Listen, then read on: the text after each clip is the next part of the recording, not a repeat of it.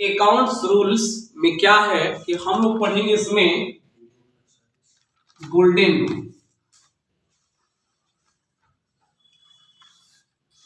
Golden rules, ठीक है। यानी कि टैली में अब इसके द्वारा हमको काम करने पड़ेंगे, क्योंकि बिना गोल्डन रूल का हम टैली में एंट्री नहीं बना सकते। ठीक है, इस एंट्रियों को बनाने के लिए हमें गोल्डन रूल पढ़ना पड़ेगा और इसके बारे में जानना पड़ेगा। क्या क्या होते हैं गोल्डन रूल? वो होते हैं यानी ट्रांजेक्शन को करते समय हमें कुछ हिसाब किताब करना पड़ता है। क्या हिसाब किताब करना पड़ता है? दो पक्ष हमको क्लियर करने पड़ते हैं। एक पक्ष जो होता है वो डेबिट का होता है और दूसरा जो पक्ष होता है वो क्रेडिट का होता है। ये दोनों साइडें हमको बनाने पड़ते हैं, यानी कि ट्रांजेक्शन करते समय इन दोनों साइडों को देखना पड़ता है। ठीक है, इनकी फैसला करना पड़ता है आखिर में डेबिट में कौन रहेगा और क्रेडिट में कौन रहेगा। ऐसा होता है, आपने देखा होगा कि बैंक में हम जब भी पासबुक प्रिंट कराने जाते हैं या किसी तरह का लेन देन करने चलते हैं तो उस समय डेबिट में और क्रेडिट में दो चीजें कार्य बड़ा होते हैं। पैसा निकाल देते हैं तो डेबिट में चले जाते हैं, पैसा जमा कर देते हैं तो क्रेडिट में चला जाता है। ऐसा होता है ना। आखिर में क्यों, कैसे करेंगे चीज को, तो उस चीज को हम लोग पढ़ेंगे गोल्डन रूल से। यानी कि गोल्डन रूल आपको बताएगा कि कैसे कैसे होंगे, क्या होंगे आपके साथ जितने भी बैंक से रिलेटेड कंडीशन होते हैं उन सारे कंडीशन को हम गोल्डन रूल पे देख लेते हैं। ठीक है ना, जिसमें मैं कहा कि आपको डेबिट और क्रेडिट साइड दो चीज ये बनाने हैं। कैसे कैसे बनाएंगे थोड़ा सा हम लोग देखते चलते हैं। इसमें जो मैंने अभी इसके पहले तीन बताया था कि तीन हमको अकाउंट्स पढ़ने हैं, उन तीनों के बारे में जानने हैं क्या होंगे कैसे होंगे। ठीक है, एक एक करके। यानी कि आप पर्सनल जो अकाउंट मैंने पढ़ा था तो पर्सनल अकाउंट मैंने कहा भी था कि आपको 5 नाम याद करने होंगे। क्या? सभी व्यक्ति, सोसाइटी, ट्रस्ट, बैंक, कंपनी। 5 नाम अगर आपको याद रह रहा है तो आप जो है कि पर्सनल से रिलेटेड जितने भी ट्रांजेक्शन होंगे उनको आप कर लेंगे। आइए हम देखते हैं कैसे कैसे होगा। ठीक है ना, पहला मैं लिखता हूं यहां पे पर्सनल अकाउंट। ठीक है, ये पर्सनल अकाउंट अभी मैंने कहा था कि आपको दो चीजें बनाने होंगे, दो साइड का फैसला करना पड़ेगा। क्या? ट्रांजेक्शन करते समय कि डेबिट किसको करेंगे क्रेडिट किसको। पर्सनल का डेबिट और क्रेडिट दो चीज ये कहता है कि इसका डेबिट जो होता है और एक क्रेडिट होता है। कहता ये है कि द रिसीवर और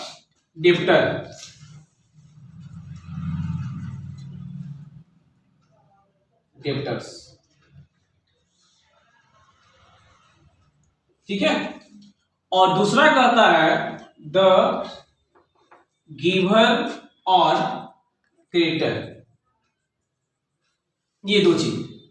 अब आपके माइंड में ये भी होगा कि आखिर में यहाँ दो चीज फैसला हो गया ना, दो चीजों को हमने अलग अलग कर दिया ना कि जो व्यक्ति रिसीवर होगा, यानी कि अगर हम रिसीविंग करते होंगे तो हम डेबिट साइड में चले जाएंगे और अगला रिसीव करता होगा यानी अगला जो पार्टी रिसीव करने वाला होगा वो आपका चला जाएगा किसमें?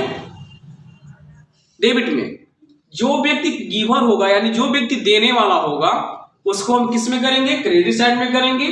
हम दे रहे हो तो भी क्रेडिट साइड में और अगले भी दे रहा हो तो उसको भी क्रेडिट साइड में। यानी कि दो पक्ष हमारे पर्सनल का।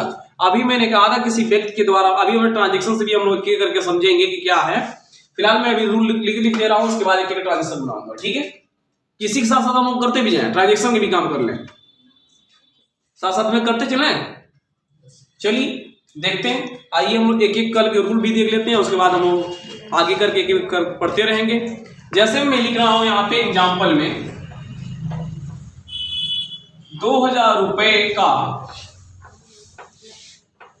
सामान, ध्यान दीजिएगा, 2000 रुपए का सामान राम से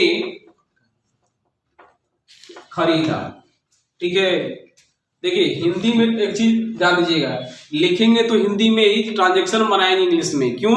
कि जब भी हम टैली पे काम करेंगे तो इंग्लिश में ट्रांजेक्शन करने की आवश्यकता पड़ती है। ठीक है, क्योंकि सारी चीज तो हिंदी में किए नहीं जा सकते, थोड़ा सा स्मार्ट तरीके से काम किया जाए तो इस चीज को करेंगे। यहां समझने के लिए मैंने लिखा था कि 2000 रुपए का सामान राम से खरीदा। यहां बता सकते हैं कि क्या है, क्या इसमें मैटर चल रहा है। मैटर बस इतना ये है कि इसमें किसी व्यक्ति का नाम है। मैंने कहा था रूल में, याद कीजिएगा क्या, कि किसी भी व्यक्ति का नाम आ जाए, किसी कंपनी का नाम आ जाए, किसी ट्रस्ट का नाम आ जाए, किसी सोसाइटी का नाम आ जाए, किसी बैंक का नाम आ जाए, अगर इस तरह का मटेरियल आपके सामने हो तो आप तुरंत उसको पकड़िएगा कि किसका होगा एंट्री? पर्सनल का।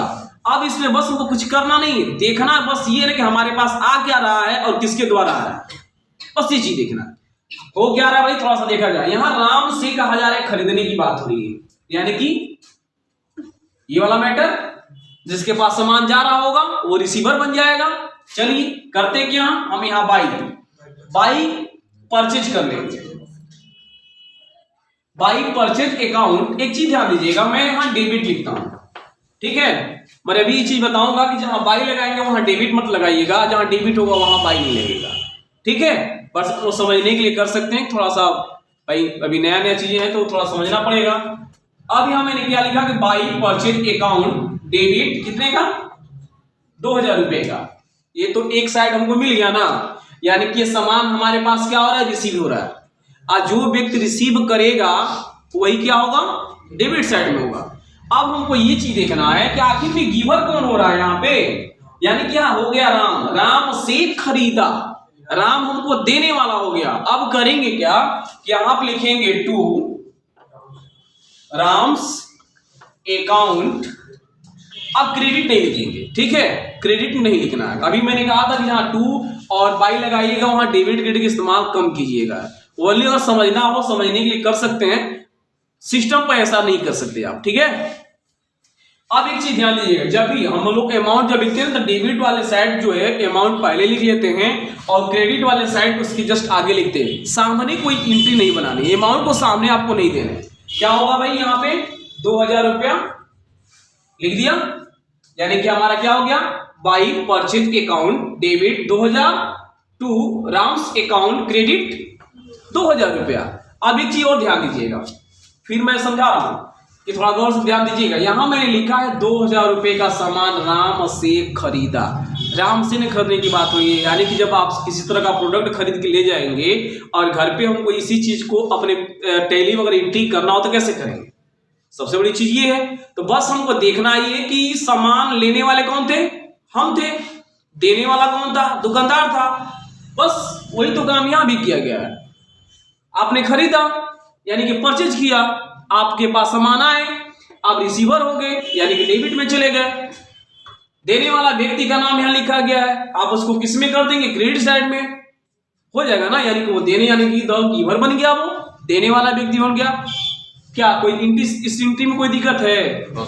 चलिए आगे हम एक चीज और देखते हैं। ये पहली एंट्री एक दूसरी एंट्री की बनाते हैं।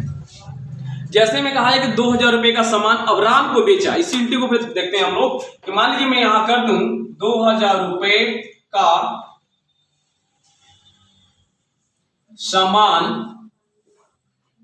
राम को बेचा, यही है ना, राम को बेचा। अब करना क्या भाई, अभी तक हमने यहां सामान खरीद रहे थे, अब हमको बेचना भी है। फिर मैं समझाऊं कि जब तक हम पर्सनल के रूल पे रहेंगे यानी कि पर्सनल के अकाउंट के गोल्डन रूल पढ़ेंगे तब तक हमको 5 गो मटेरियल याद करके रखना पड़ेगा, बिना याद किए नहीं हो पाएगा, क्योंकि उसको जानना है। याद करना है क्या भाई, उतना तो हम लोग खेलते हुए तो याद कर लेंगे ना, नहीं ऐसा नहीं होता, उतना तो हम लोग याद ही कर सकते हैं, चलते फिरते भी याद कर लेंगे हम लोग। बस हमको ये हमेशा माइंड में रखिएगा ना, कुछ नहीं, बस कितना माइंड में रखिएगा कि हम पासबुक प्रिंट कराने जाते हैं तो क्या हमारे साथ कंडीशन होते हैं, इतना कंडीशन पता, बस आपका काम फाइनल। अब यहाँ क्या हो रहा है, यहाँ पे बेचने का काम हो रहा है ना, किसको, ध्यान से पड़िएगा, 2000 रुपए का सामान राम को बेचा, यानी कि राम यहाँ क्या बन जाएगा, रिसीवर हो जाएगा और हम क्या हो जाएंगे, बेचने वाले हो जाएंगे, ठीक है। बस यही मटेरियल तो रखना है, यहाँ पे कुछ नहीं करना है। बस करना क्या है, इसकी जो एंट्री आप बनाने चलेंगे तो देखिए अब यहाँ जो राम था ये बन जाएगा रिसीवर, क्योंकि हम अभी कहेंगे राम को बेचा यानी कि राम यहाँ लेने वाला हो गया, तो लिखिएगा बाई राम्स अकाउंट क्या, डेबिट कितना, 2000 रुपए टू।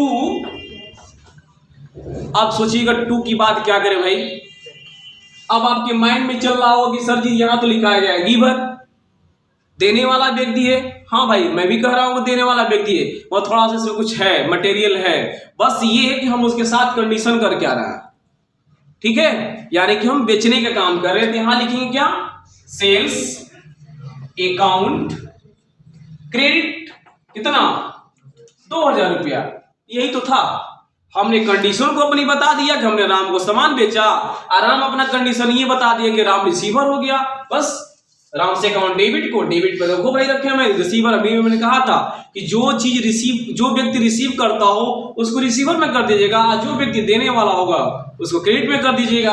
यहाँ पर हमने सामान बेच रहे हैं, यानी कि सामान हम अपने दुकान से किसी व्यक्ति को दे रहे हैं, तो व्यक्ति कौन है? तो राम है। बस राम को उठाकर रख दिया डेबिट साइड में, और इसके साथ हमने काम का किया बेचने का, तो डायरेक्ट मैंने लिख दिया सेल्स अकाउंट। कोई दिक्कत? चलिए बहुत बढ़िया। अगर इतना समझ में आता हो तो कोई दिक्कत नहीं। चलिए एक चीज और मैं बनाता हूं इसी का।